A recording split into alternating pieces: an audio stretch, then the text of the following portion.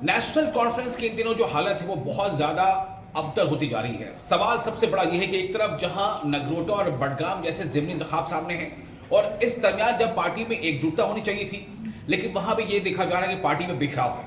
और अब तो लोग ये बातें करने लगे, क्या नेशनल कॉन्फ्रेंस दो धड़े में बढ़ जाएगी? क्या नेशनल कॉन्फ्रेंस में जो दरार पड़ती नजर आ रही है, दरार और गहरी हो जाएगी?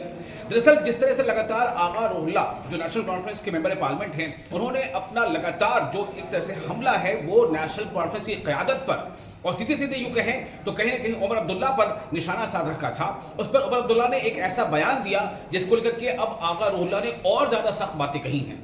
दरअसल जब उमर अब्दुल्ला से पूछा गया कि मियां अल्ताफ ने पार्टी क़यादत के बारे में या इस तरह से कुछ ऐसी बातें कही हैं, तो उमर अब्दुल्ला ने कह दिया कि आप उनका मुआवजा आगा रोहिल्ला से ना करें, मियां अल्ताफ अहमद हमारे वालिद जैसे हैं। इस बात के बाद जो बयान आया है आगा रोहिल्ला का वो और ज्यादा जो है नेशनल कॉन्फ्रेंस की क़यादत को परेशान करने वाला है। सीधा सीधा कहीं ना कहीं अब आगा रोहिल्ला के बयान में नेशनल कॉन्फ्रेंस की जो क़यादत है उस पर सवाल है, उस पर निशाना साधा है। उन्होंने तमाम वो बड़े मुद्दे उठा दिए हैं कि जिन मुद्दों को लेकर के आप आवाम के बीच गए, आवाम ने आपको इतना ज्यादा वोट दिया, इतनी सीटें दी, और अब आप जब इक़्तिदार में आ गए हैं तो आपने उनको बिल्कुल ताक पर रख दिया है। उन्होंने खास से उठाया उन मुद्दे को कि आपका वादा था कि 1 लाख नौकरियां देंगे, तो एक साल में कम से कम 20,000 नौकरियां कहाँ हैं?